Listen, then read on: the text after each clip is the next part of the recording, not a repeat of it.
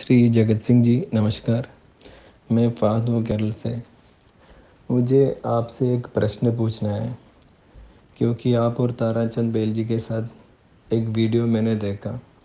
उस वीडियो में आप बता रहे हैं खेत में हमेशा सुगंध पुष्टिवर्धन वाला खाद को डालना चाहिए, नहीं तो उधर ऐसा जीवाणु आएगा, ऐसा केंचुआ आएगा जो हमको नुकसान पहुंचाएगा खेत में। उस विषय के बारे में आप थोड़ा एक्सप्लेन करके बता दीजिए सर। हाँ, मुझे पुनः से याद आ रहा है। Very good morning to you.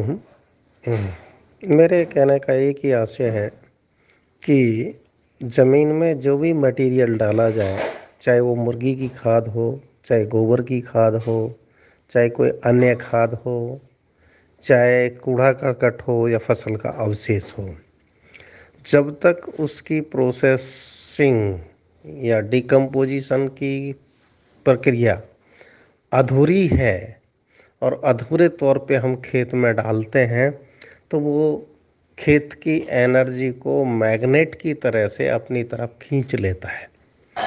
और ऐसा होने पर जो सॉइल या मिट्टी का जो डायनामिज्म है, जो कार्य करने का ढंग है, उसमें अवरोध उत्पन्न होता है। दैट मीन कि जो the normal processing of soil और the normal health of soil get disturbs.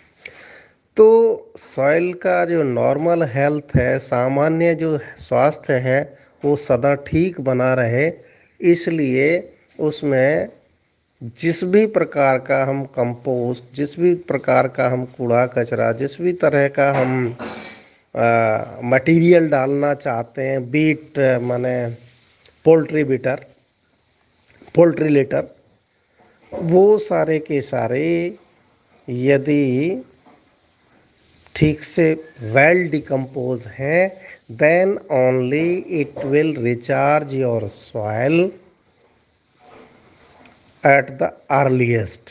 अगर आपने उसमें आधा अधूरा सड़ा गला कचरा डाला है, तो उससे भूमि का स्वास्थ्य प्रभावित होता है और भूमि में जो उपलब्ध पोषक तत्व हैं, वो आपकी जो करंट क्रॉप है या फोर्थ कमिंग क्रॉप है या जो फसल आप लगाने वाले हैं, उसमें पोषक तत्वों की कमी का प्रभाव दिख सकता है। और साथ ही साथ जो अध गला कचरा है, उसकी वजह से सॉइल के अंदर ऑर्गेनिक कार्बन और नाइट्रोजन की कमी हो सकती है। जब ऑर्गेनिक कार्बन और नाइट्रोजन की कमी होती है, तो इन दोनों तत्व और गैसों की वजह से सारे के सारे पोषक तत्व और ज़मीन की जो बायोलॉजी है, माइक्रोबियल लोड है, ये दोनों के दोनों प्रभावित होते हैं।